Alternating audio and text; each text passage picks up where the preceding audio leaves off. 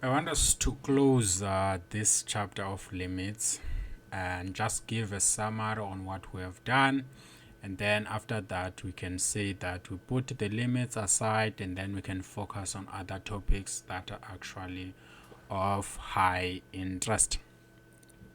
And because I don't want to waste most of your time, you are dealing with so many courses, and also I don't want you to end up watching some of the things that are important.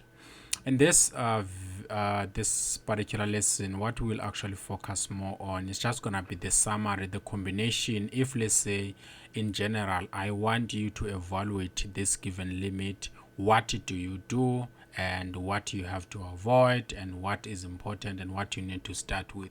So if you are already comfortable with the techniques that we used so far when we're evaluating limits, then you don't have to continue to watch this lesson. But if you still feel like there are some parts whereby you are not sure what to start with, you either start with this or you start with something else, then you can continue to watch.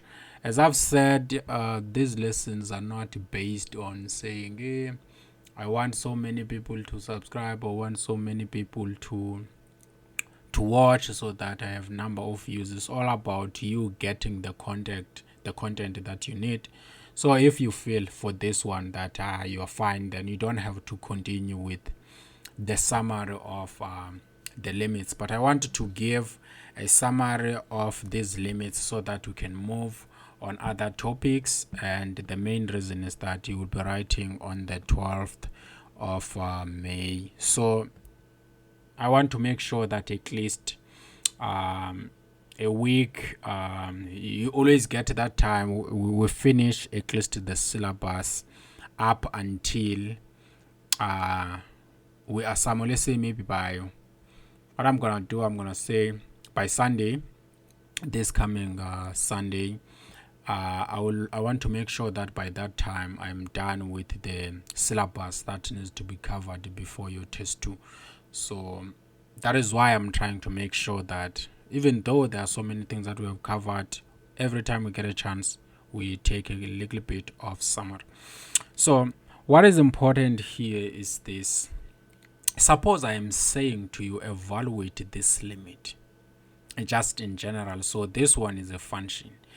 If this function here is continuous, in other words, is continuous at a, in other words, a is part of the domain of this function. This function is not it's not actually a piecewise function at a, it is just a continuous function at a, which means that I can plug a here in the value of x and get a value.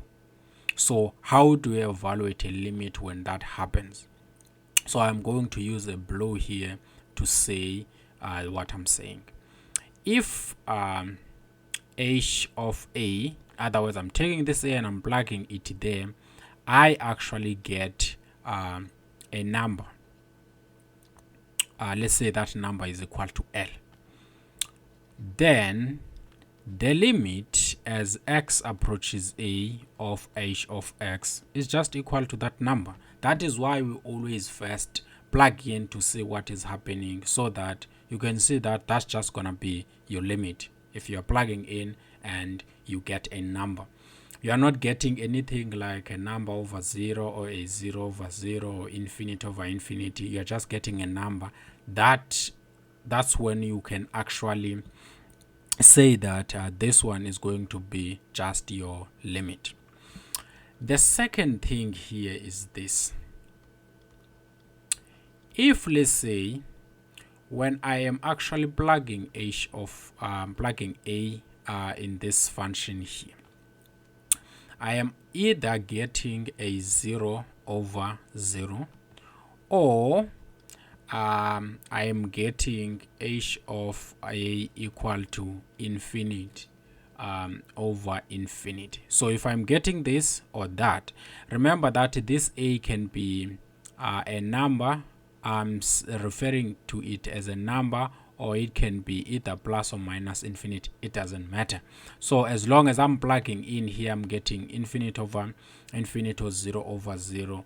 What you need to notice here is that then the function h of x, it is because I'm getting 0 over 0 or infinite over infinite. I know that I am actually having some function f of x divided by g of x. So I have a function of this type.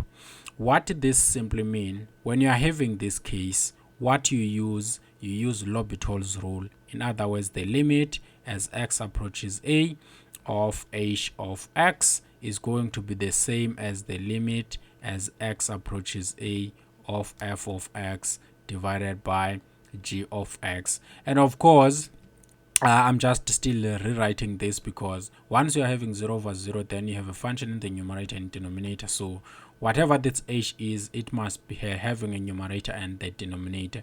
And then what you actually do, you can just realize that this is going to be, you take the derivative of this function with respect to x, and then you divide by the derivative of this function with respect to x. So this is what we call L'Hopital's rule. And just to emphasize, we don't want you to confuse L'Hopital's rule with the quotient rule of finding derivative. Make sure that you can see the distinction, that this one is just for us to find derivative. We use the derivative of only the numerator and the derivative of only the denominator. We are not using anything like take the denominator, multiply by the derivative of the numerator, minus, you keep the, not something of like that, which is a quotient rule. This is L'Hopital's rule. So if you are getting this or that, I'm actually advising you to just use L'Hopital's rules, like you have seen in the previous video, where we said that the limit of sine x over x, it was actually easier when you're using L'Hopital's rule than using the squeeze theorem. And then this is also another thing now. So let's say you take h of a and you find out that when you're plugging this a in the original function, you are actually getting a 0 times infinity. So if you are getting this 0 times infinity, it means that you had your h of x, it was equal to the product of two functions, which is f of x and g of x.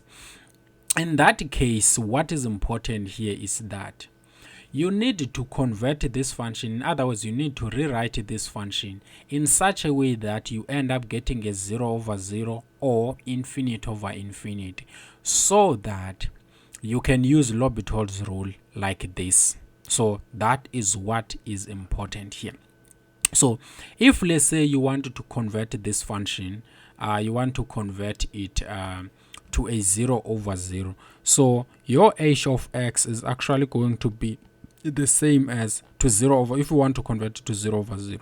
Take note that this f of x is actually corresponding to this 0 here.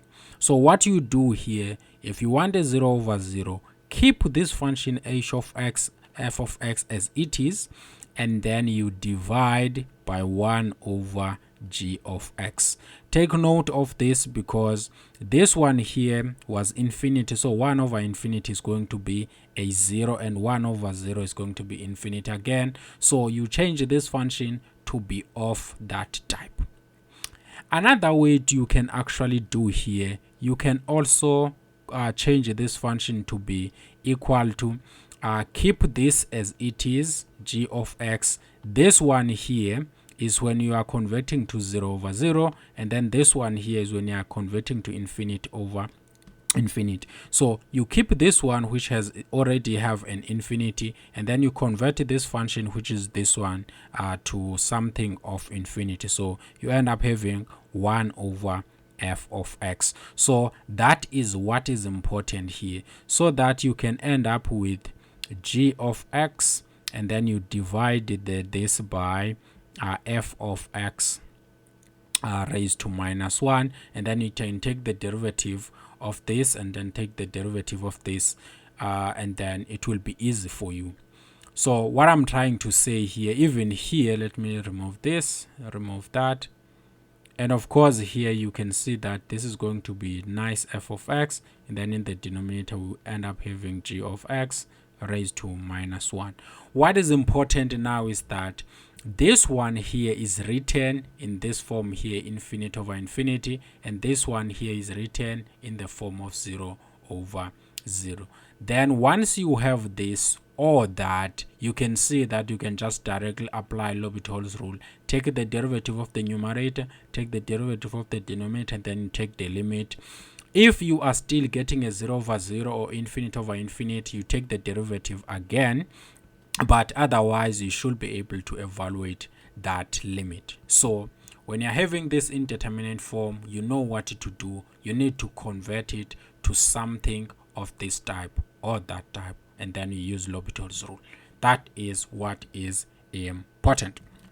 And then the third one is, if when you are evaluating h, so you are plugging in a in that function, and now you are getting something that is so much interesting, which is either 0 raised to 0, or you are getting 1 raised to infinity, or you are getting infinity raised to 0. Then this is also something that you have to realize here.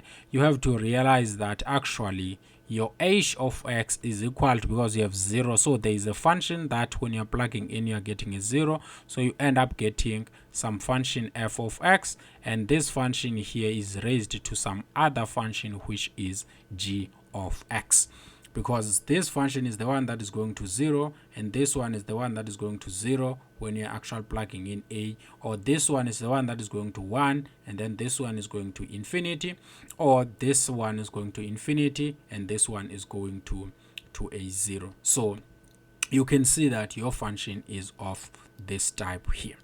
And then when you are actually having a function of this type here, what do you need to do? You need to just convert this function, because we can only use L'Hopital's rule if we are having 0 over 0 or infinite over infinity. So what you need to do here, you need to realize that this whole thing is the same as e raised to the natural log of f of x, which is down there, all raised to g of x. So that is what is happening here, because this and that, they cancel out, and this function here, e raised to x, is continuous everywhere, which means that this whole thing now is going to be e raised to, I'm gonna bring this g of x down, I will end up having g of x, and then I will have ln of f of x.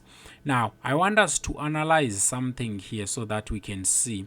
So because this one, let's say I'm dealing with this case here, if this one is already if this function here was getting a 0, I know that plugging a 0 in a ln function is always gonna give me something that is either positive infinite or negative infinite, because a ln function is growing like this, and then close to 0 there is an asymptote, so it keeps going down and down, so it's going to negative infinity, which means that this part is gonna be infinity and this one is going to be 0. So I already have infinity and I already have a 0 here, so I wanted to convert either infinity over infinity or a 0 over 0, so one of these two. So the one that I'm actually proposing you must do here is that I want you to change this function to be ln of f of x, and then you divide this by 1 over g of x. In other words, you are having e raised to ln of f of x, and then you divide this by g of x, and then raised to minus 1. Now let me explain why I am suggesting that you must go over this instead of that one, and also even when you are dealing with this case or that case, I'm suggesting the same method that you do this. Let me explain here. If you noticed in the above summary or let's say arrow, I also suggested that you can either go with this or you can go with that. Now, which one do you usually use?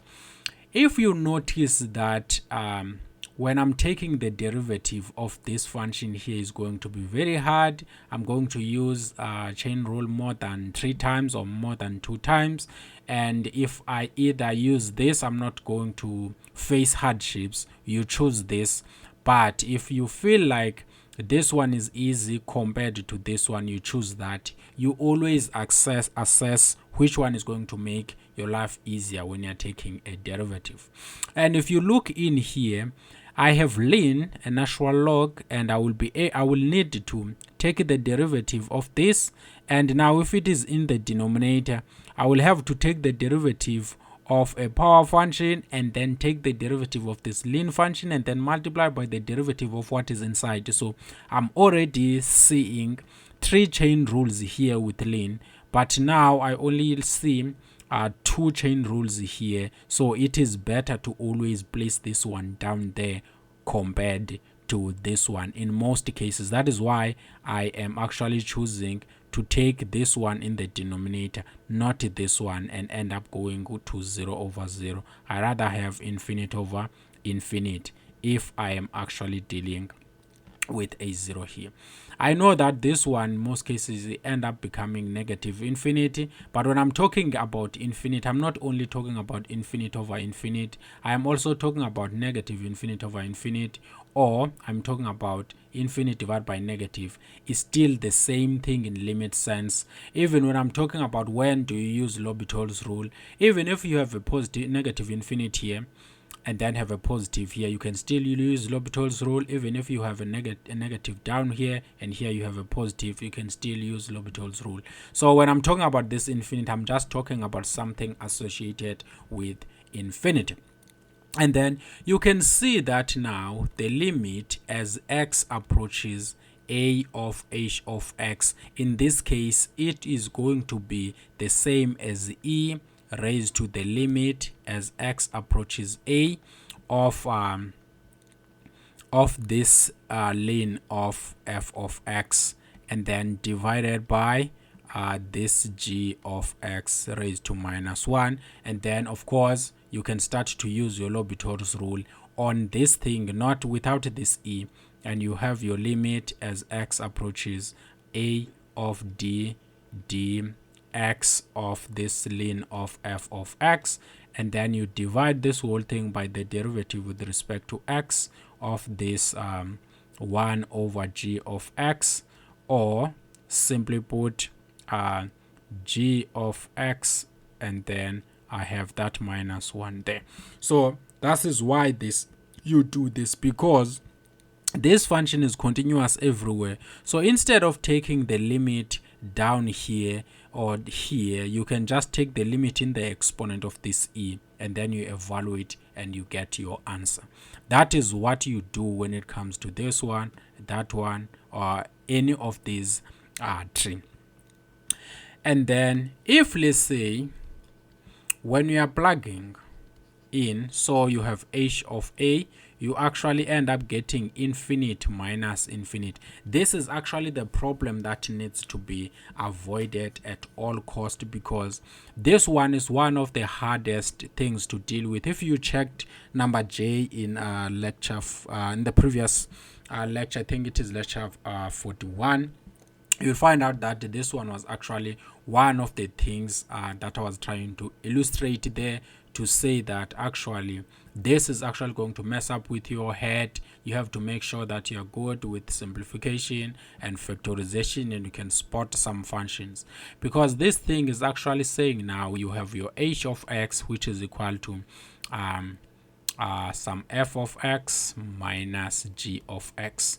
Of course, if you are having this thing here, this one is going to infinity, this one is going to infinity, and you want to find out which one is actually growing faster between this one and that one there. There are several things that I usually suggest. Some of the things that I usually suggest is taking the derivative a couple of times and see which one will end up going to 0 faster compared to the other one. You can do that, and then the one that goes to 0 faster, it means it's not growing more compared to this, and then you take the one that is leading, and then you can say that the limit is going in that particular direction. But that one is too mathematically involved. So what I usually say here, when you're in this particular case, what I usually say, try to factorize or simplify. You can either factorize and then simplify, or manipulate. You want to manipulate h of x, right? So that you want to manipulate h of x so that h of a is actually either going is actually h of a is either gonna be a 0 times infinity, or it's going to be infinity over infinity, or it's going to be 0 over 0, or we can get infinity times infinity.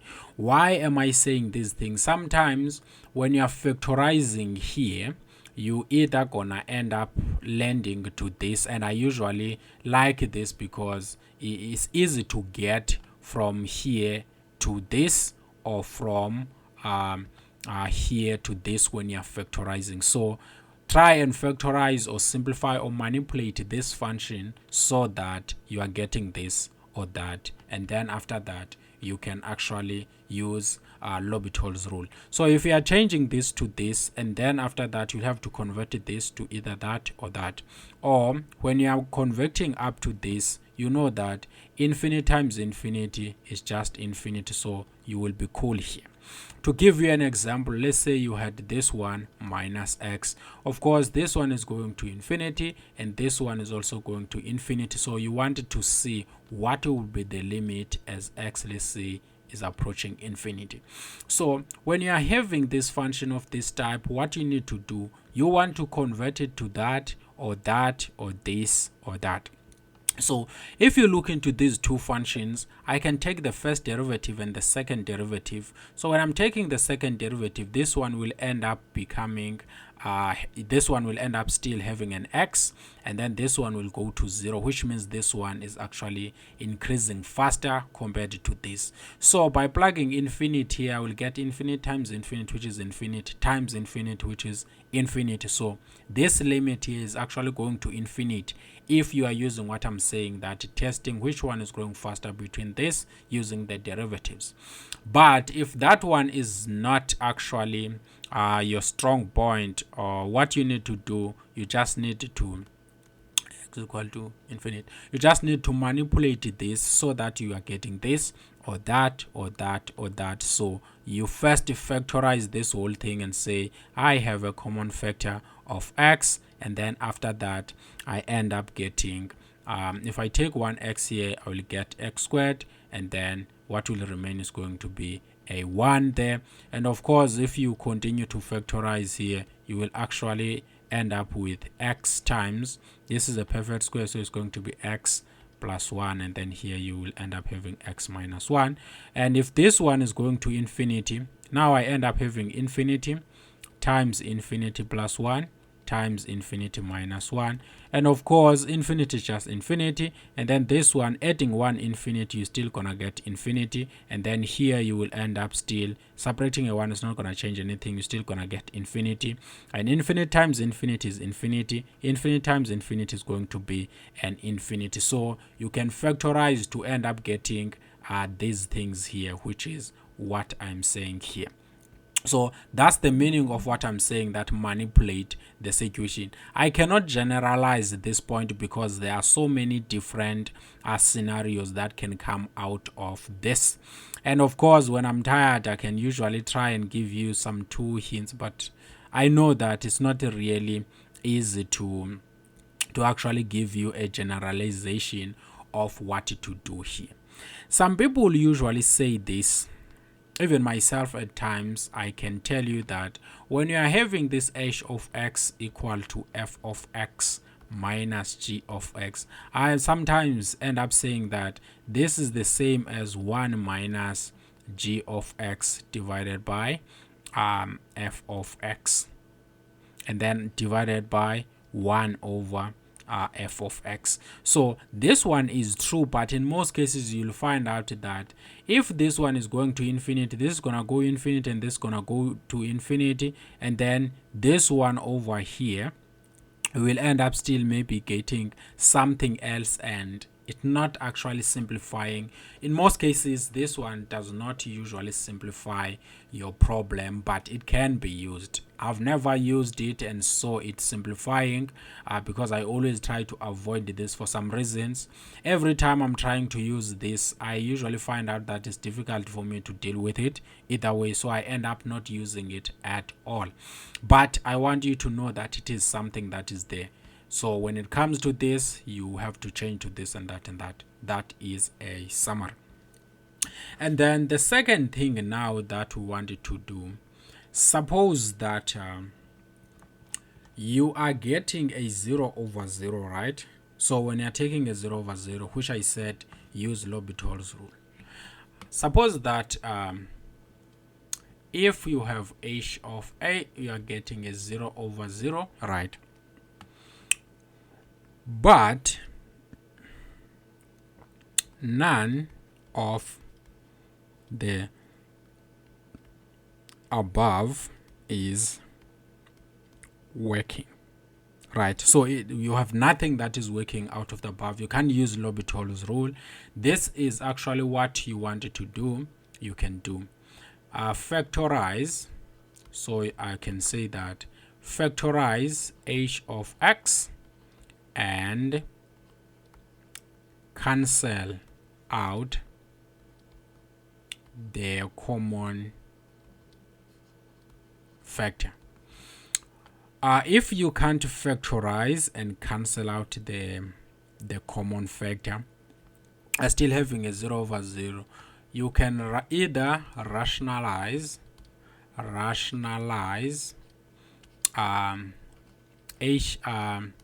rationalize either the denominator or numerator, then cancel out the common factor. So that is what you actually do. You can either factorize h of x and cancel out the common factor. So you can either do this or that. If this one is not working and this one is not working, that's when you actually try the squeeze. You try the squeeze. The squeeze theorem. So you try the squeeze theorem. I'm saying that if you are having this over this and nothing that is above is not working, that is highly unlikely, because the squeeze the L'Hopital's rule is usually way more powerful than these two. But in most cases, you find out when you are having to take the derivative of the square roots of functions, it becomes even messy. So you rather end up rationalizing or factorizing instead of L'Hopital's rule. But L'Hopital's rule is going to work out. So when I'm saying this one is not working out, I'm saying, let's say maybe you are having an x and then you are dividing this by a square root of, let's say maybe you have x squared plus some ln of x of something, or you still having maybe some x something like something of this kind. So instead of taking L'Hopital's rule, because I will have to take the square root of the derivative of this, and you take the derivative of this, when you're taking the derivative of this, you need to use chain rule. So you can just say, I'm not going to use L'Hopital's rule. I will rather factorize, or I would rather rationalize something of that type, because you are running away from something. But L'Hopital's rule is always going to work if you're having a 0 over 0. And when it comes to the squeeze theorem, the squeeze theorem is always the last thing to check, because it's hard to actually find those functions, And at the same time, even if you find functions, you are not sure if they are going to work. So that is the hardest part when it comes to this. So this must be the last thing, unless the question is saying use the squeeze theorem to prove this, then that's the only case that I would suggest that you must use this. You saw that you were struggling to process that the limit as x approaches 0 of sine of x divided by x using the squeeze theorem. But when we're using L'Hopital's rule, it was just so easy because the derivative of sine, it was cos, and the derivative of x was 1, and then it was easy for us to just plug in.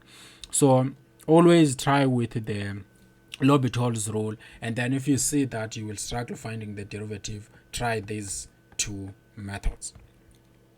And then now, if let's say you are plugging in h of a, and you're actually getting infinity over infinity, and I just want to say and or the h of x. So when I'm having h of x is a rational, so it is a rational function, or let me say it is a rational function, or one of the workable algebraic functions.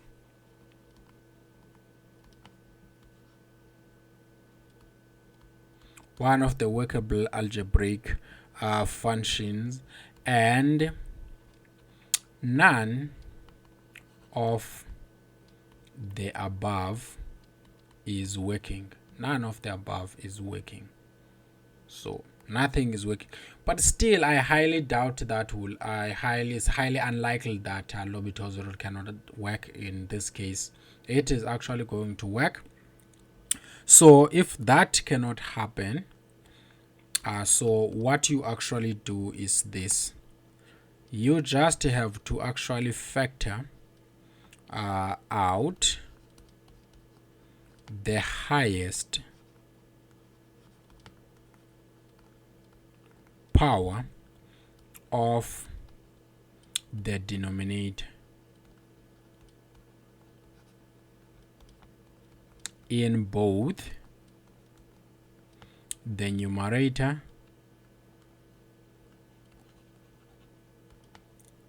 and the denominator. So if let's say you are actually having that, that's when you actually say that.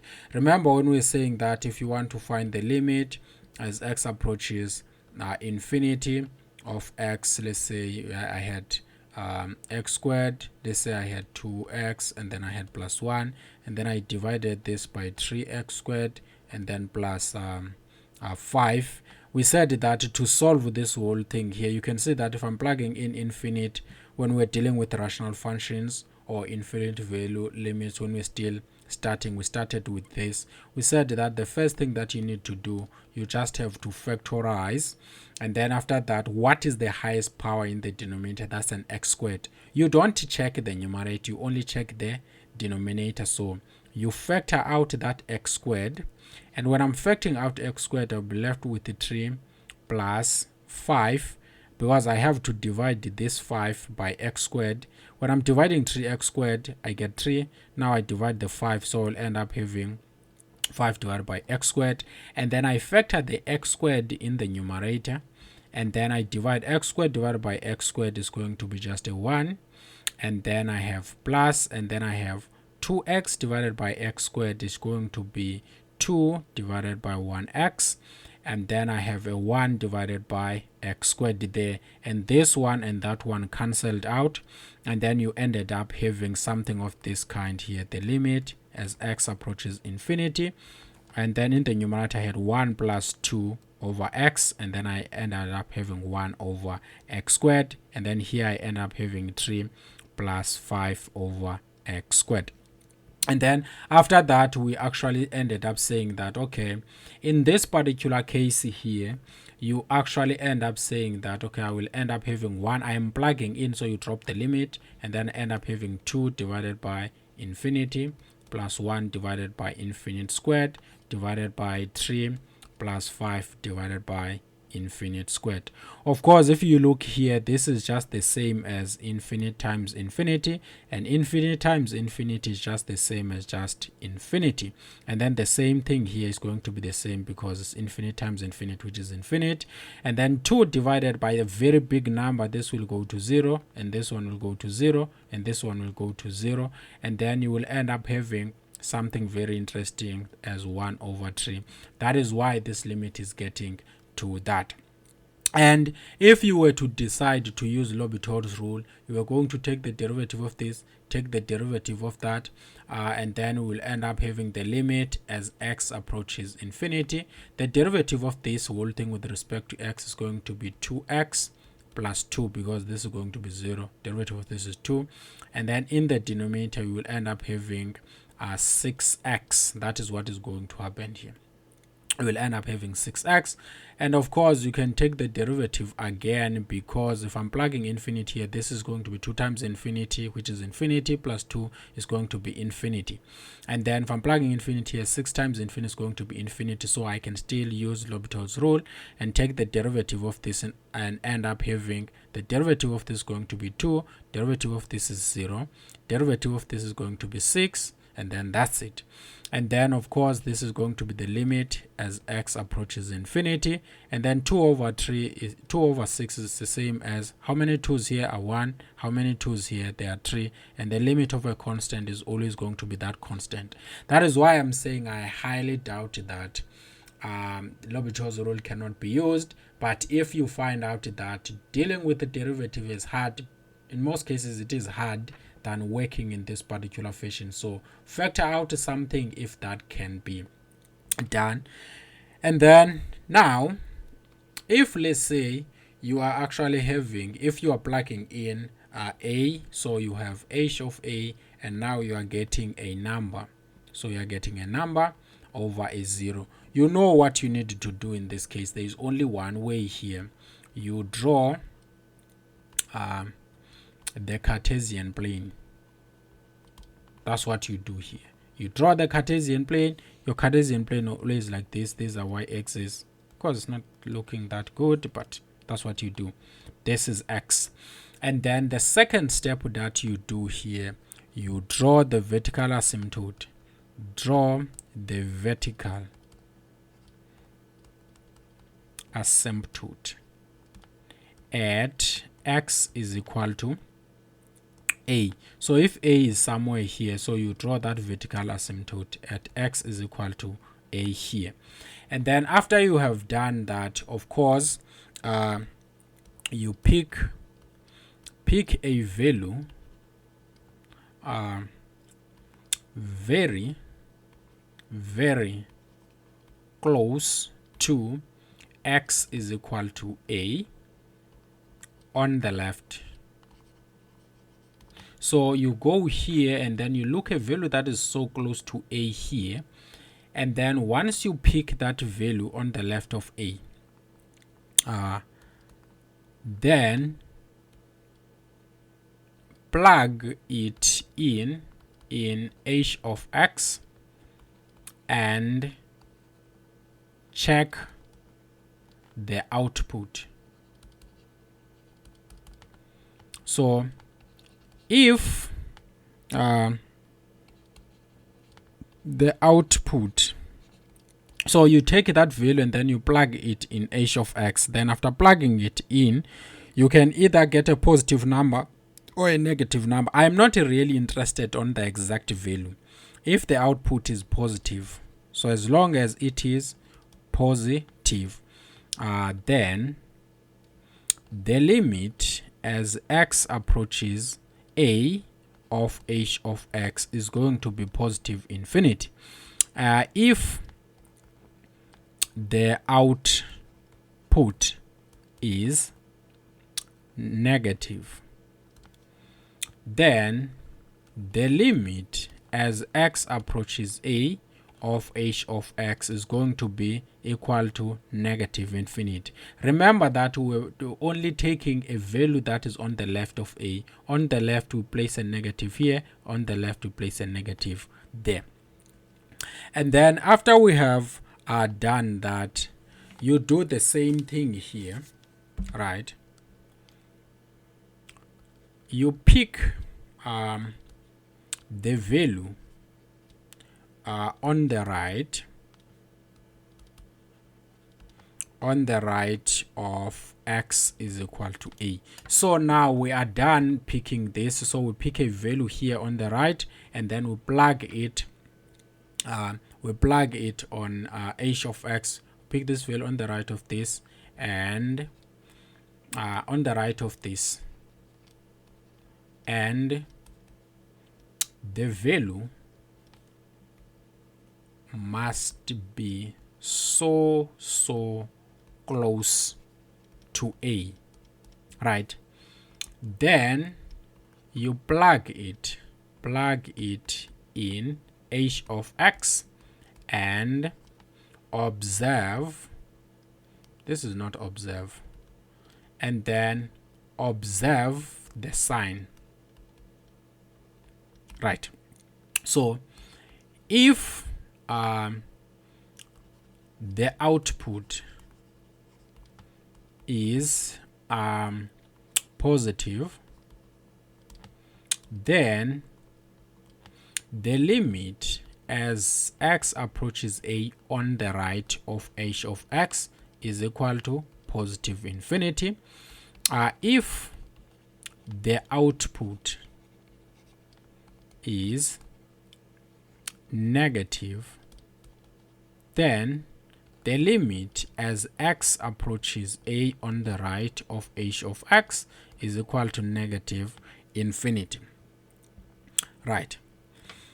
Then what you do after you have done all of that, you just say that, okay, you check now if the limit as x approaches a on the left of h of x is equal to the limit as x approaches a on the right of h of x, and they are equal to if this and that are equal to infinity, then we say that the limit as x approaches a without a plus or minus of h of x is going to be infinity. If the limit as x approaches a on the left of h of x is equal to the limit as x approaches a on the right of h of x, and they are both equal to negative infinity, then the limit as x approaches a without a plus or minus of h of x is equal to positive infinity. In other words, it exists and it is minus infinity. Now, if the limit as x approaches a on the left of h of x is equal to minus infinity, and the limit as x approaches a on the right of h of x is equal to positive infinity, you can see that positive infinity and negative infinity are not the same. If this happens, or the limit as x approaches a on the left of h of x, we're actually getting positive infinity, but when we're looking at the limit as x approaches a on the right of h of x, we are actually getting a negative infinity. Then the limit as x approaches a of h of x, that's when we say that it does not exist. That is what is important. I hope you can actually get what we are trying to say with these cases here. Now, what is actually left for us is this. We checked that if we're plugging in and we're getting a value, we're actually sorted, right? So what we are going to say now, if none of the above cases is happening, right, then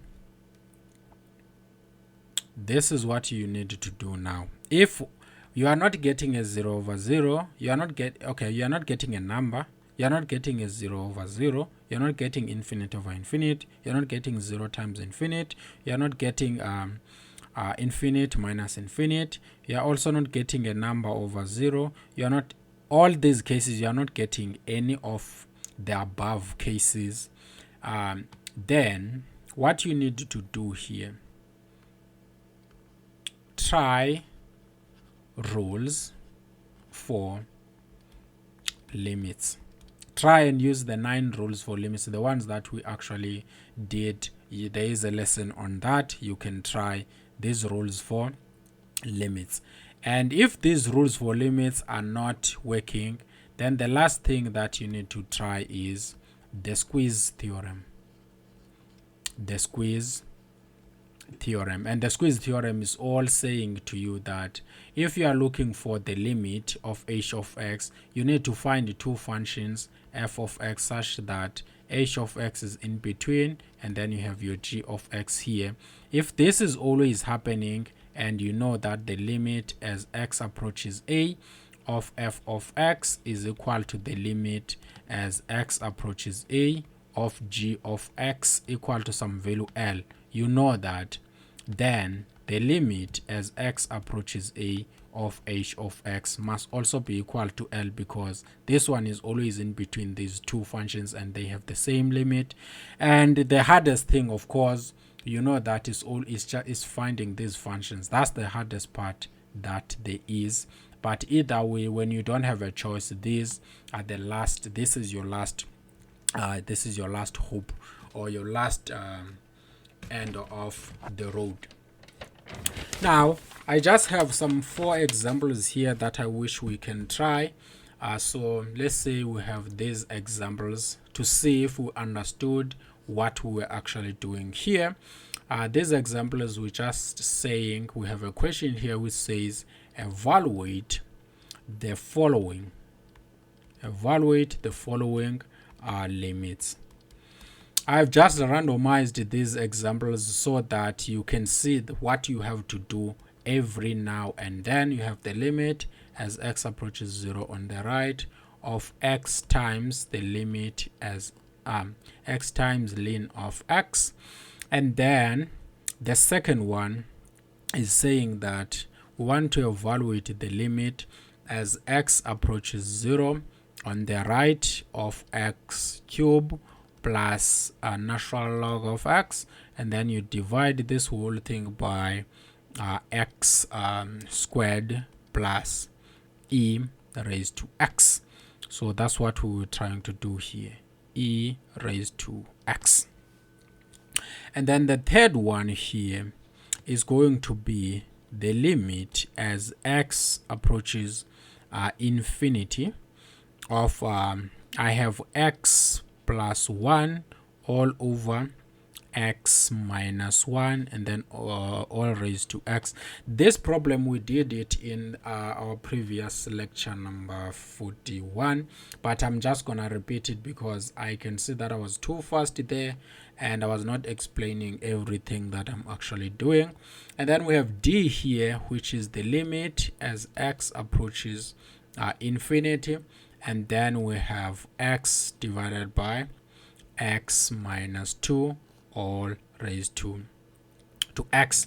I can say x here, or x minus 1, maybe x minus 2, or 2x something. It doesn't matter because I don't want these problems to be too advanced. That is why I usually place just x there, but the procedure is still gonna be the same here. So what I said here, the first thing that you need to try out is to just plug in and see what is actually happening. So if you think you can try, just pause the video and then try and solve these questions and see if you are getting the solutions. If you are getting them, check if your answers are the same as the one that I'm getting. If you are not getting the same answers, you will look at the explanations. And in most cases, when I'm doing these problems, most of the time you'll find out that I just got some time and just prepared a lesson. I haven't really worked on these problems on the side. That is why sometimes you find out that I made a minor mistake, because I know that the most important thing here is for you to get the principle.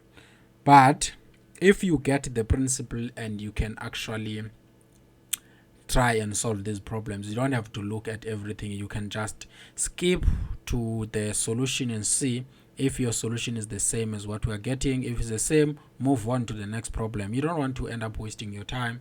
We don't have all the time in the universe. Try these problems out and then see what you're getting. Okay, so we have our a here. Our a is usually saying the limit as x approaches 0 plus of x times ln of x here. So now that you are having here, so if you were to plug in this function, you know that this is going to be a 0. This one is going to be a 0. But the ln function, you know, the ln function is growing like this. So as we are getting closer and closer and closer, you are actually getting to negative infinity down there. So you are actually having 0 times negative infinity, or we are actually having 0 times infinity. I've factored out a minus 1. So we are having that. So we are landing in one of the cases that we actually had before. So to solve this problem, all you need to do, you just need to change it, because this is one of the L'Hopital's rule problem. So what you need to do, you want to actually deal with the fact that this here we still have x approaches 0 on the right. And if you look carefully into this particular part here, it's easy to take a derivative that is associated with x, but when it comes to this, it's going to be hard unnecessarily. So because I'm getting 0 times infinity, I am going to leave the function that is giving us negative infinity or infinity, this one here. So I'm gonna leave it as it is, and then after that I'm going to look at this one here and then rewrite it as 1 over x, so that because I have a 0, so when you're having this, you always gonna take this as 1 over, or you can keep this as 0, and then to get another 0 in the denominator, you get 1 over this. You can see that this function here is the same as that, because if I were to change this to multiplication, this x will become a numerator and 1 will be down there, and having an x this side or that side, it still doesn't make much difference. So this is going to be the limit as x approaches 0 on the right of ln of x divided by x raised to minus 1. And then of course I wanted to take it's supposed to be the same as the limit as x approaches 0 plus, and now I have 0 over 0. No, I have infinite over infinite, because this one is 0, 1 over 0 is going to be infinite, and this one is negative infinity. So I have infinite in the numerator and infinite in the denominator. It doesn't matter whether the infinite is negative, but I have something infinite divided by something infinite. So I can use the L'Hopital's rule here, which says that let's take the derivative of the numerator of ln of x and then divide by taking the derivative with respect to x of x raised to minus 1 in the denominator. Of course, this is going to be the limit as x approaches 0 on the right. And then here, the derivative of this, of course, is 1 over x, we know it. And then the derivative of this, you bring the minus 1 in front of x, and then you subtract a 1 there in the numerator. So this is going to be a minus 2. And then if you work this thing out, you will actually find out that this is the same as the limit as x approaches 0 on the right of 1 over x divided by minus 1 over x squared.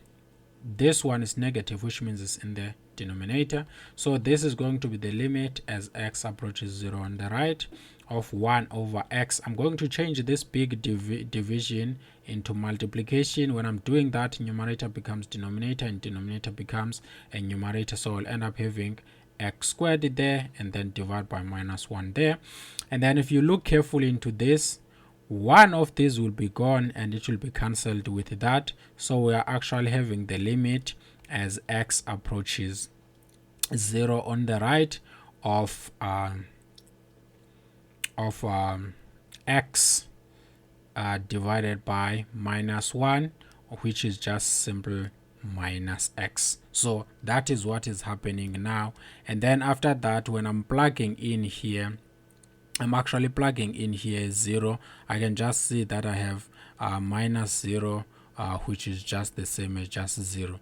So I can say that the limit as x approaches 0 plus of x times ln of x, this is actually going to be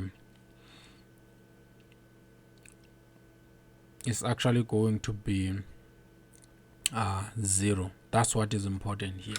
Another way to even check that if this one is actually true or not, we know that this function x here is passing through the origin, and then if you're looking at ln of x, ln of x is always gonna be something of this nature here. So as you are getting closer, as you are getting closer, this one is actually getting 0, and it's always gonna be no, this cannot actually work. We just have to know that this one is actually correct this way, because that function is not approaching 0. So this is supposed to be that.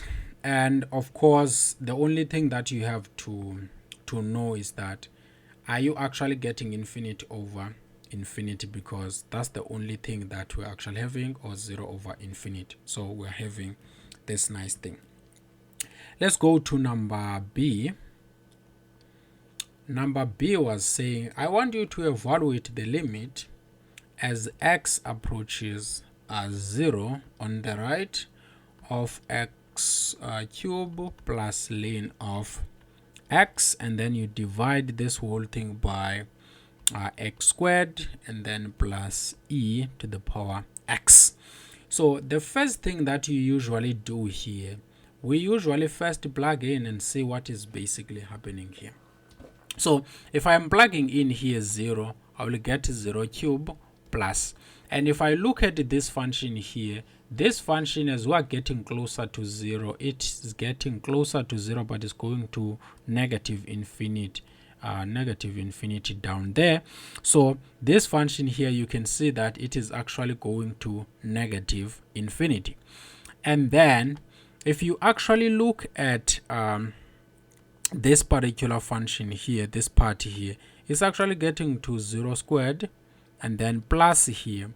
And if you look into this one here, if you plug in a 0 here, we are actually getting to e raised to 0 there, because x is actually getting to 0, and then want to see this whole thing.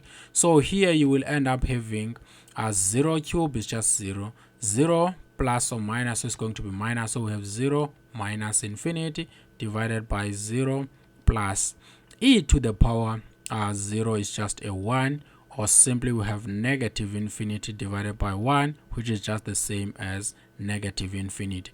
So this limit here, you can just see that by just plugging it in, you don't have to apply so many tricks. By just plugging it in, you end up getting something of this type. So we have x cubed plus ln of x, and then divide this whole thing by x squared plus e to the power x. You are actually getting just negative infinity, and you are sharp. So you don't have to apply L'Hopital's rule or anything. Sometimes by just plugging it in, you are actually getting something. So take it from there and you are good to go. C, we wanted to evaluate the limit as x approaches 0. As x approaches positive infinity of x plus 1 all over x minus a1, and then this whole thing raised to x. So the first thing that you actually have to realize here is this.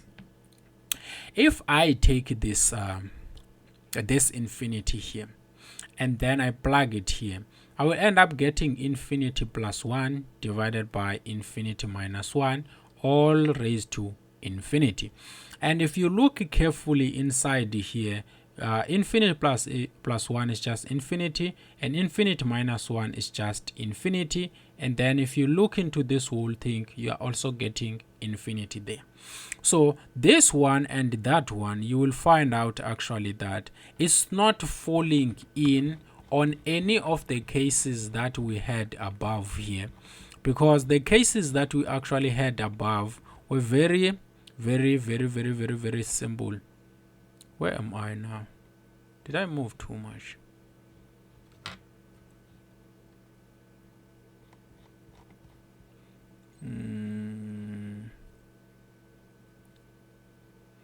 What did I do? Okay. So, we're here. So if you look into this here, we are not getting a number. We are not getting 0 over 0. We are not getting infinity over infinity.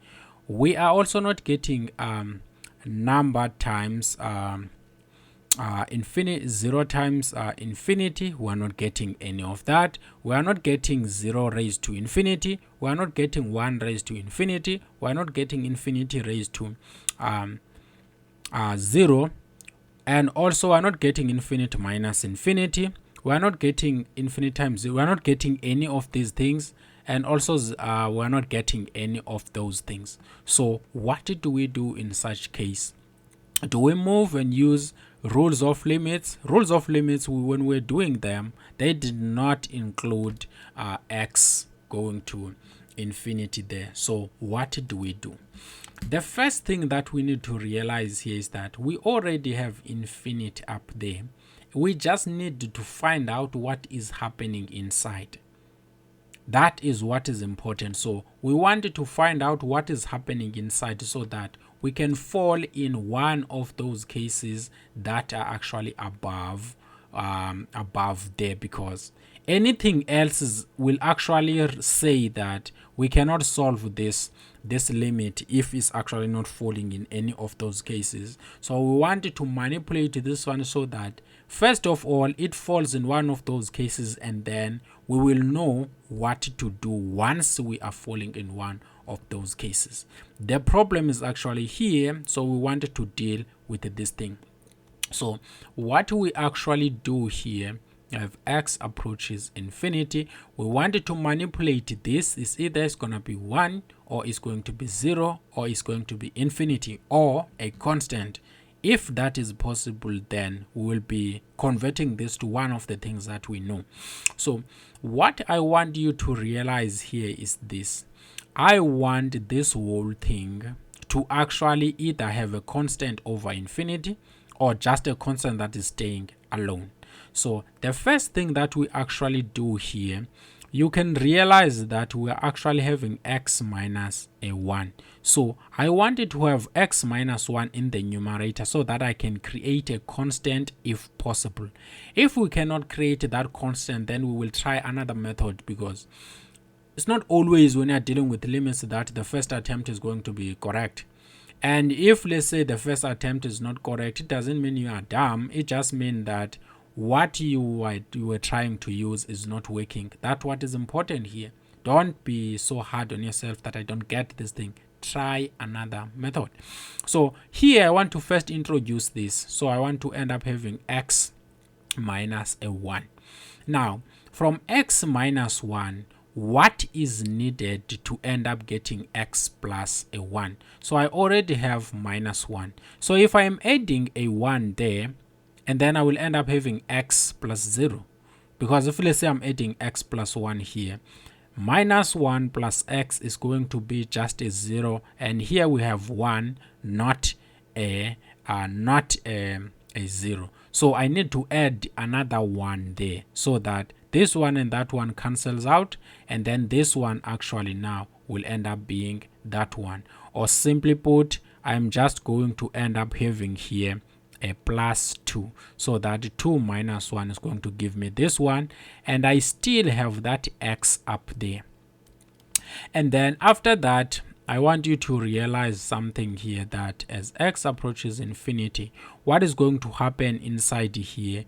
this is one function on its own and this one is another function, and this one here is actually having the denominator x minus 1, and also this one here is actually having a denominator x minus 1, so that I have a common denominator that I can pick it like this and then take this. So if I'm saying this one divided by that, I get a 1, and then multiply by that, I get that, and then this one divided by that, I get a 1, and then multiply by this, I still get a that. So that is actually what I am trying to do here. And then x approaches infinity here. So what we actually end up with here, this and that is the same, so I will end up having a 1 plus, and then here there's nothing that can be done, so I have x minus a 1 all raised to x. Now, why was I doing this whole thing? Is because I wanted to either land at 0 over 0 or infinity over infinity, or 0 times infinity, or 1 raised to infinity, or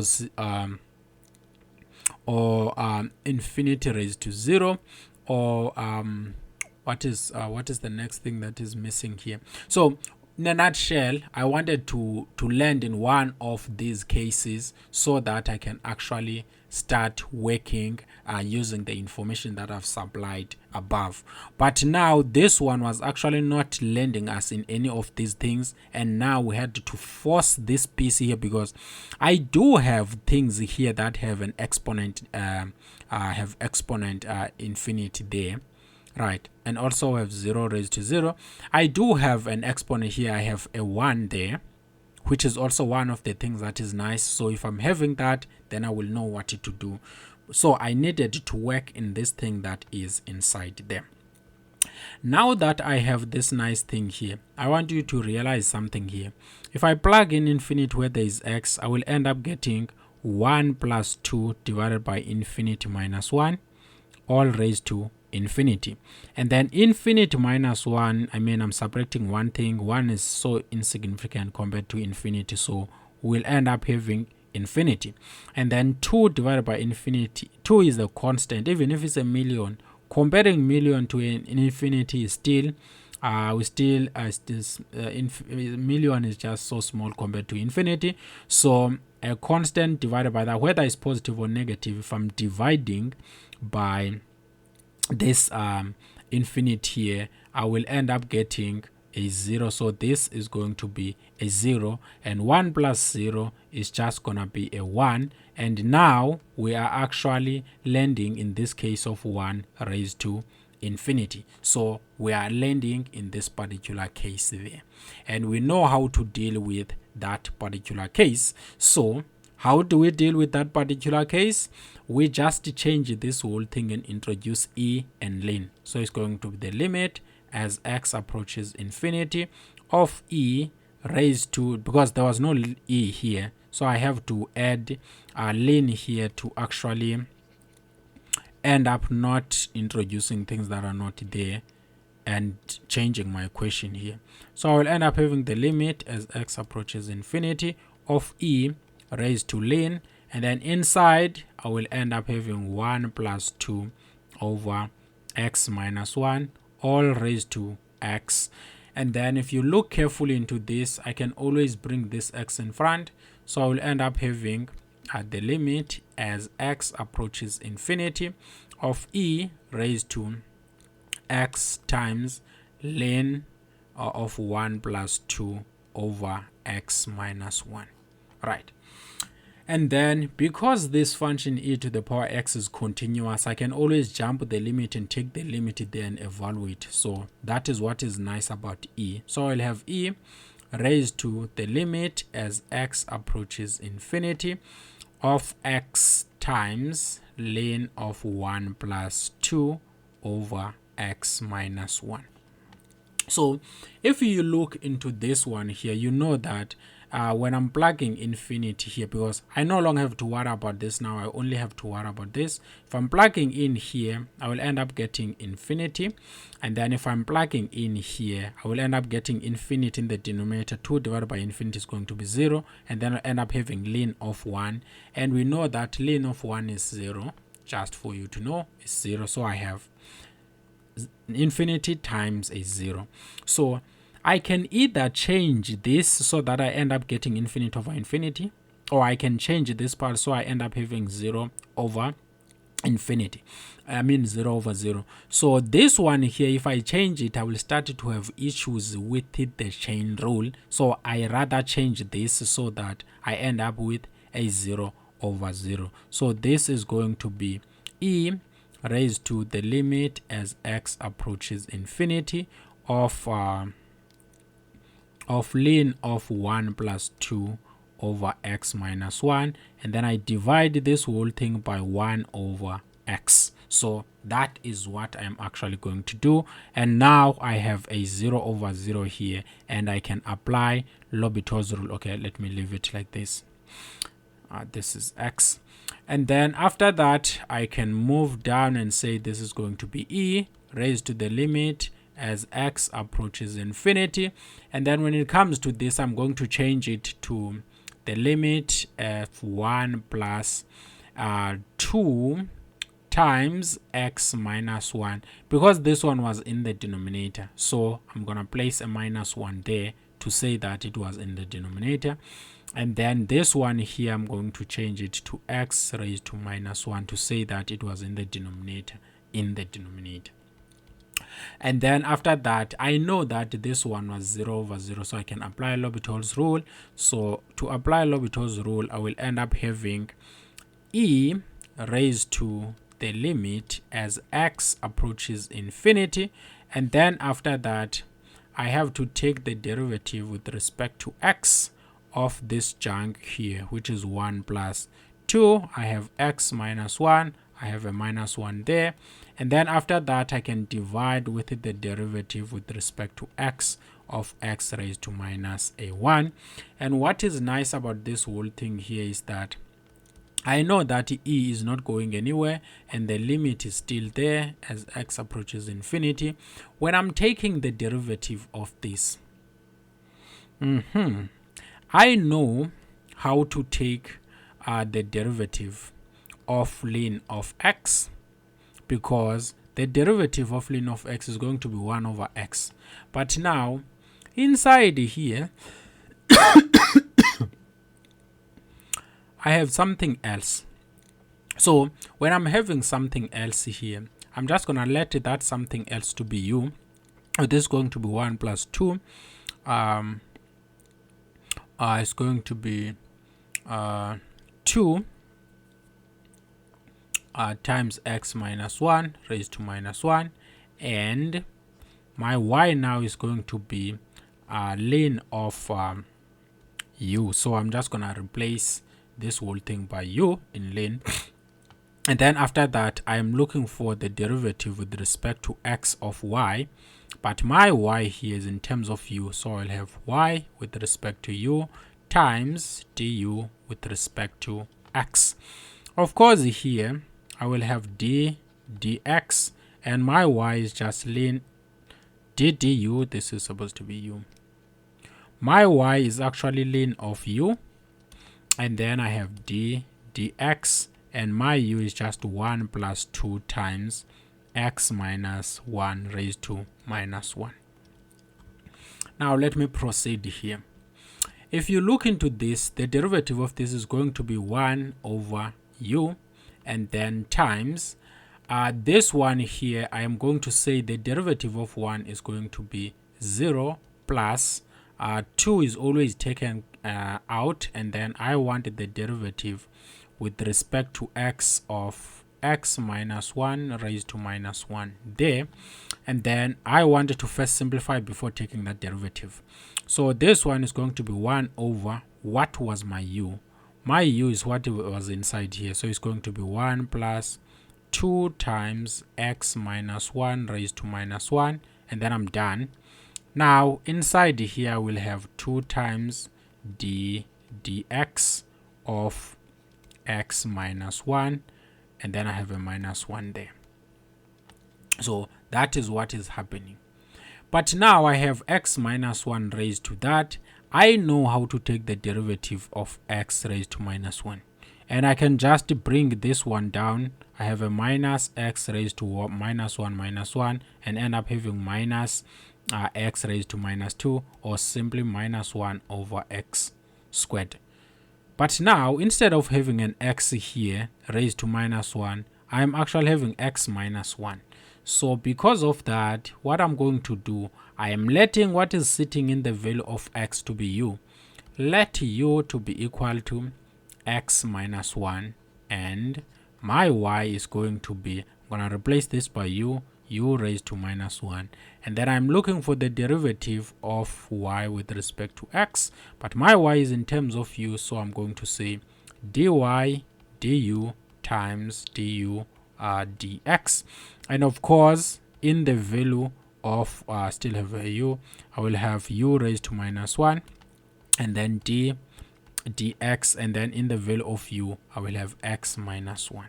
And what is actually the derivative? And what is actually the derivative of this is going to be minus u raised to minus 2 times, what is the derivative of this is going to be a 1 and then minus 0. So this whole thing is going to be minus 1 divided by u squared, or simply put, it is minus 1 divided by x minus 1, because our u here is x minus 1, so we have this squared here. So what is this thing saying here? Because this is what we are looking for here, minus 1 divided by x minus 1 squared. So here I am going to clean this whole thing here like this.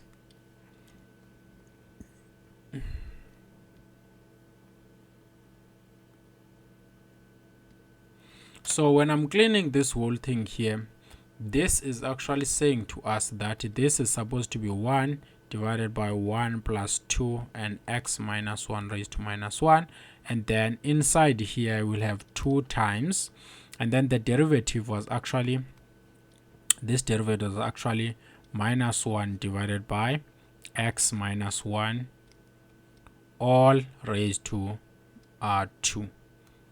I hope I copied that thing correctly.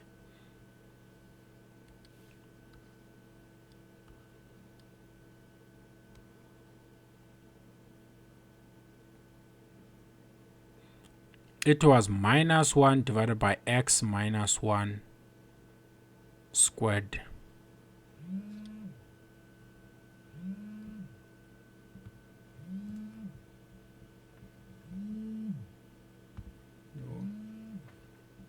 Yeah, so that is what is happening here. So we just need to simplify now. Let me write this down.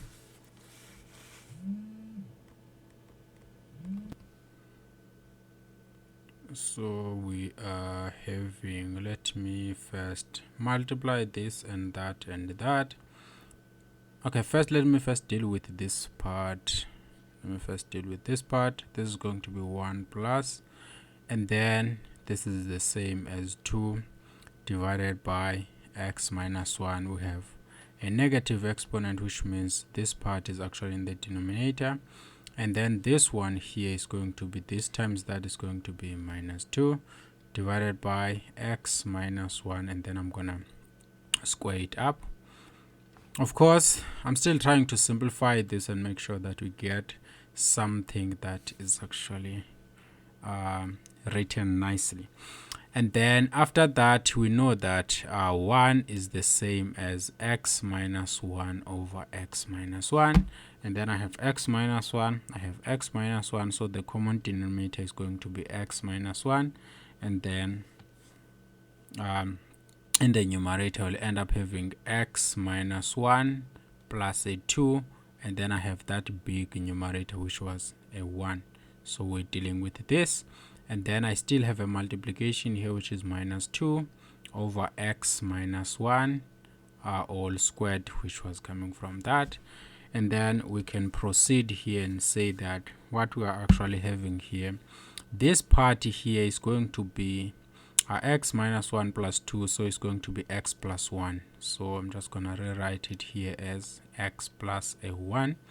And then after that, I'm going to change division to multiplication. So we'll end up having 1 instead of this big division to multiplication. When I'm changing that, the numerator becomes denominator and the denominator becomes a numerator. So we'll end up having x minus 1 divided by x plus a 1, and then I multiply this by minus 2 all over x minus 1 all squared, and then this whole thing is going to be 1 times this times that divided by this times that, but this is the same as that, so I'm gonna cancel one of these and this whole thing here, and we'll end up just having a minus 2 in the numerator, and then in the denominator we'll actually end up having x plus 1, and then we'll end up having x minus 1, which is just the same as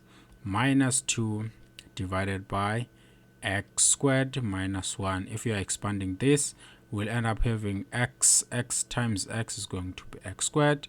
I have this times that, and then I multiply this with that, so it's going to be minus x, and then I multiply this with that, and then I will have a plus x, and then I multiply 1 and minus 1, I'll have a minus 1, and this and that cancels out, and then I'm left with that.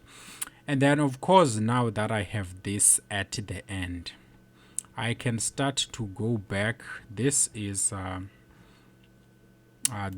actually the derivative that I was working on, so I'm just gonna copy, and then after copying it, I can go back to our calculations here. It was this derivative that we were working on, so it was 1 over this, and then times the derivative of this inside, which is that times the derivative of this inside. So it's going to be what I'm going to place here. And then of course, if I look into this, this is what is going to happen in the numerator, and then I take now the derivative of the denominator, which is this. So this one is just gonna be, I'm gonna bring in the minus 1 down, and then I will end up having an x, and then I subtract a 1 there, I will end up having a 2, and then of course having a minus here, which means that I am actually having a 1 over x squared. So that is what is happening here. And then this is also gonna be the same as e. I have a limit as x approaches positive infinity, and then I'm going to change this division to multiplication, so I have a minus 2 divided by x squared minus 1 times, and then when I'm changing this division to multiplication, denominator becomes numerator, numerator becomes a denominator, so we'll end up having an x squared divided by a minus 1. So I proceed here. Let me just add a new page here, new page after. So this one now is going to be e raised to the limit as x approaches infinity, and then of course this thing here, I have minus 2 divided by minus 1 is just gonna be a 2, and then I have this x squared there. Or simple, I will just have minus 2x squared. I'm multiplying this and that, and then in the denominator I have minus times x squared minus 1, and then this minus and that minus, they cancel out, and we are just left with 2x squared divided by x squared minus 1. And of course, if I'm plugging in infinity here, we'll have 2 times infinity squared, or infinity times infinity, which is the same as just infinity, and then in the denominator we'll have infinity squared minus 1, or simply put, infinity times infinity minus 1, and infinity times infinity is infinity, and then infinity minus 1 is just the same as infinity. So I have infinity over infinity, so I can apply L'Hopital's rule again. So this is going to be the limit as x approaches infinity of d dx of 2x squared, and then I'm gonna divide this whole thing by dx of x squared minus 1. And of course, if you look into this, this will just be e raised to the limit as x approaches infinity. The derivative of this is just gonna be 4x divided by 2x. because the derivative of this, you bring the 2 down, 2 times 2 is going to be 4, and then you subtract a 1, we have an x. And then this one here, you bring the 2 down, and then you subtract a 1, is going to be 2x, and the derivative of this is going to be a 0. Of course, this is going to be the same as e raised to the limit as x approaches infinity. I have 2x, I have an x, so x and x cancels out, and then when they are cancelling out, actually you would be left with 4 over 2, and 4 over 2 is the same as just a 2. And then of course the limit of a constant is always going to be that constant. What that's supposed to mean? Therefore the limit as x approaches what was the question?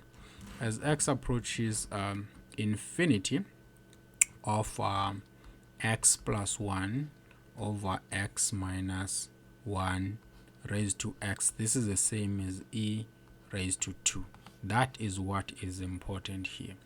And then if you are looking for number D now, the last one here, the last one is saying find the limit as x approaches infinity of x divided by x minus 2. This is the last one, and then we can just call it a day. Of course, I said that the first thing you do, you just plug it in here. So if you are plugging in here, you'll find out that we get infinity, and then here we get also infinity minus 2, which is infinity. So we're getting infinity over infinity, and then raised to infinity, which is not one of the cases that we have. So having something inside here raised to infinity is fine because we have cases of that sort. But the issue here, we either wanted this to be something that we can deal with, either it's just going to be infinity, or it can either be 0, or it can be a 1. So those are the cases that we are trying to actually find out, or it is a constant raised to infinity, and in such case we'll just say this is equal to infinity. But because we don't have something of that sort, we have this thing here, so we want to sort this one first. And to sort it out, we just say the limit as x approaches infinity, and then here we already have a denominator which is x minus 2, so we wanted to have this part in the numerator, so we end up having x minus 2. And then how do we end up, because x, this is x plus 0 or just x, so how can we remove this plus this minus 2 here so that we end up having a 0? We just add a 2 here, so that minus 2 plus 2 is a 0. We're left with that x, and we have an x there, which is very nice.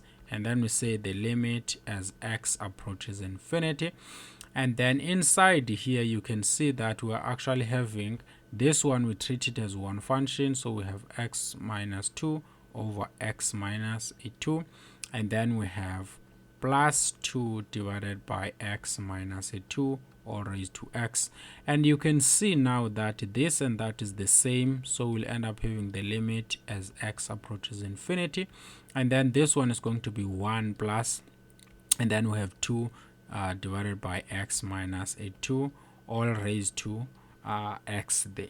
So once you are having this, now you can see that if I'm plugging in an infinity, this will go to 0, and then we end up having 1 raised to infinity, and I'm plugging infinity, which is one of the cases that I know how to deal with that. All I need to do here, keep the limit as it is, and then place an e here so that this can come down, but because there is no e there, I have to cancel it with the natural log.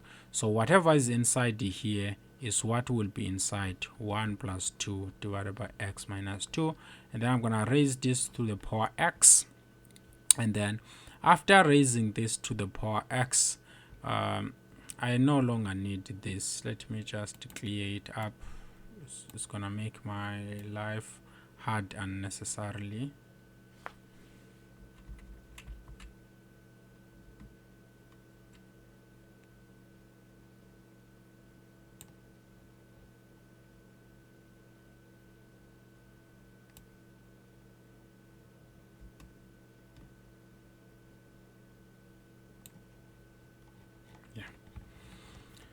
That's what is important here.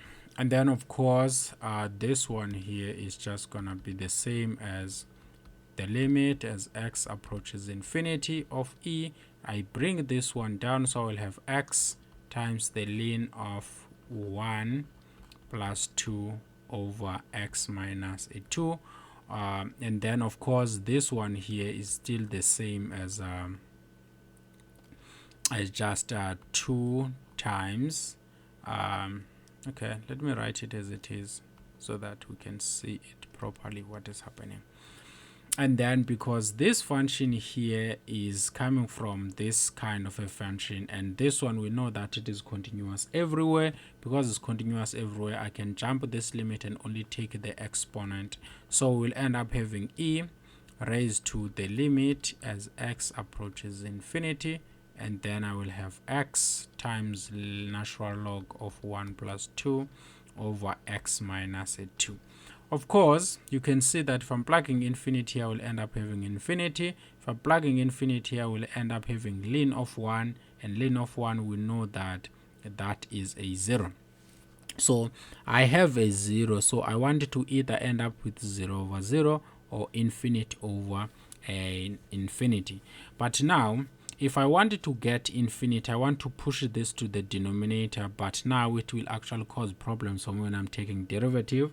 So it's better if it is in the numerator. So I am actually now looking for this.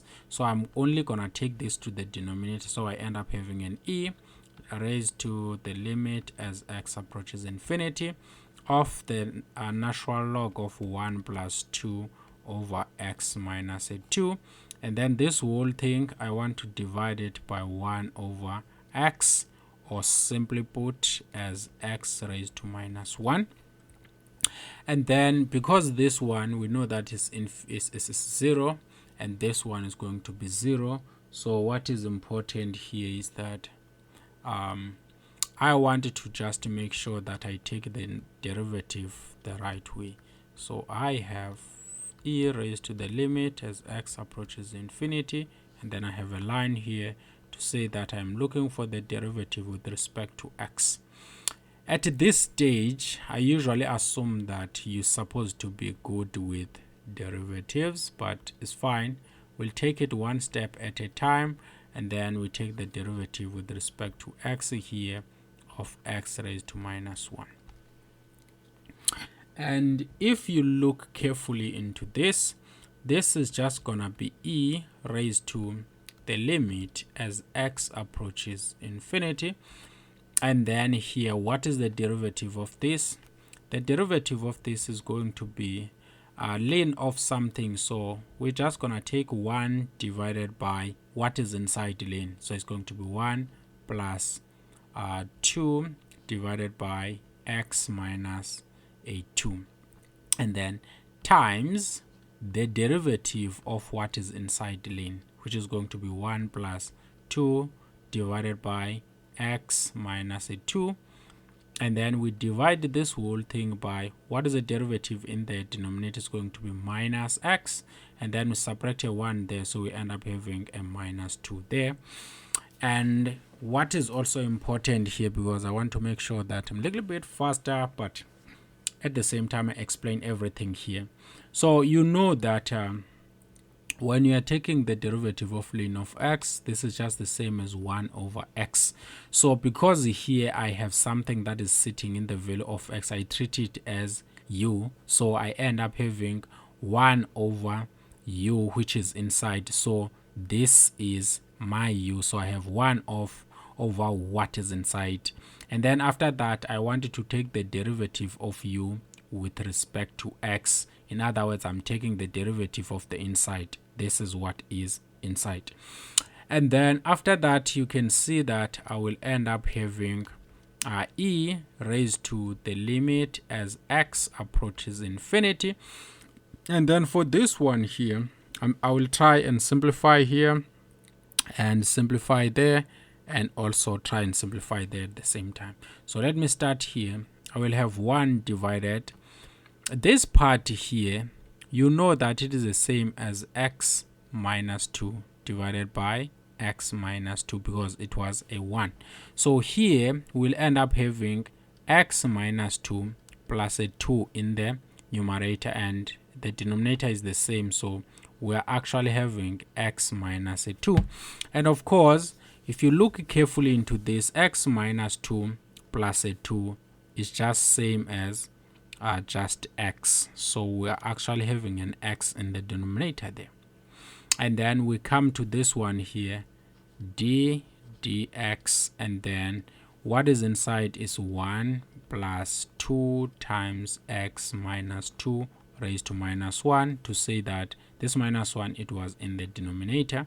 And then you divide this whole thing by minus 1 over x squared. This minus is saying x squared was in the denominator.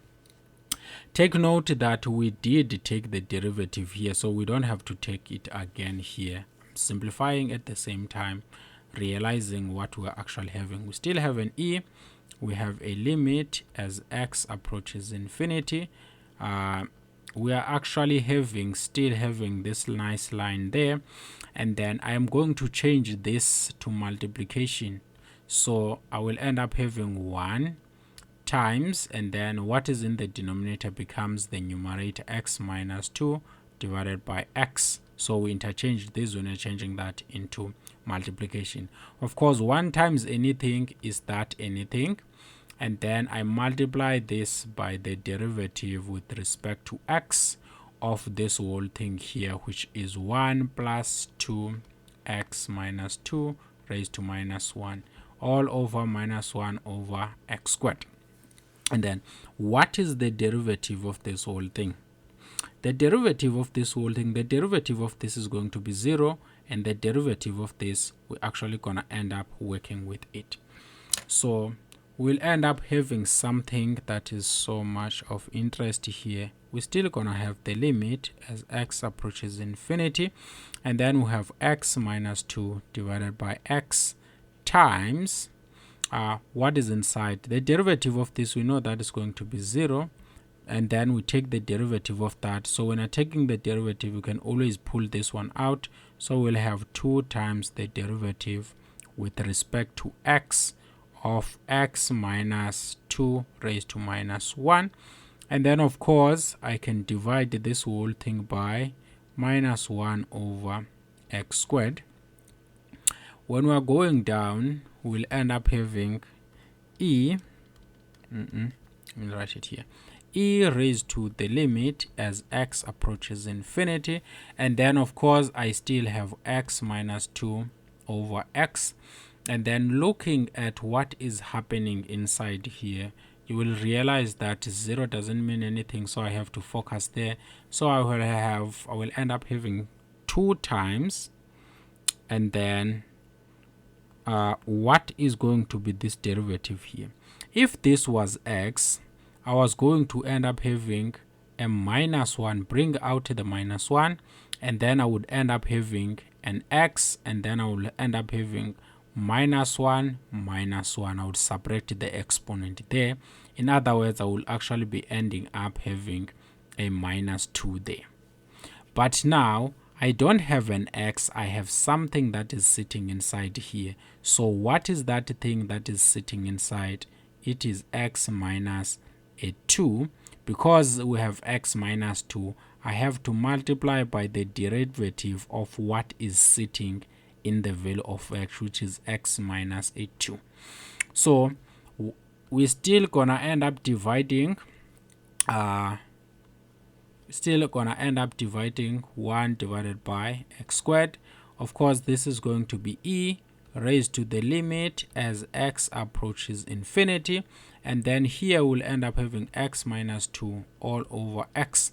And then when we are going for this, of course, you know that what is the derivative of this? We're still gonna end up having 2 times minus 1 is going to be minus 2, and then we are actually having x minus 2 raised to minus 2 times the derivative of this. So the derivative of this, we know that it is 1, and then the derivative of a constant, we know that it is equal to 0, and then this whole thing I have to divide it by minus 1 over x squared. And then as we proceed, you can see that I'm going to try and make it a little bit cleaner. I have e raised to the limit as x approaches infinity of x minus 2 all over x. And then inside these brackets, 1 minus 0 is just 1. 1 times this whole thing is that whole thing. So we end up having minus 2 times x minus 2 raised to minus 2. Having a minus here, it is the same as having this whole thing in the denominator. So what we are actually supposed to be having here, we're actually gonna end up having x minus 2 squared. And then we can close the brackets because this is just a 1. And then we divide this by minus 1 over x squared. And then this whole thing is going to be e raised to the limit as x approaches infinity. And then if you look here, this whole thing is the same as that, except here that we have 2. So I'm going to take out 1 and then take out that. And then what I will be left with now is going to be minus 2 divided by x times x minus 2. And then this whole thing, let me write this in a very nice way. I have this line here. I have minus 1 over x squared in the denominator. And then here we'll end up having a minus 2 divided by x. We have this x here. And then this one here is x minus a 2. And then I have this whole thing.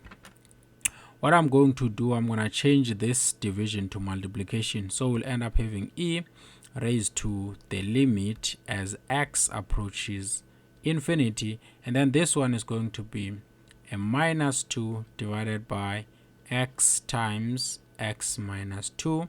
And then this division will be multiplication. When you are doing that, the denominator becomes numerator. So we'll end up having x squared divided by a minus 1.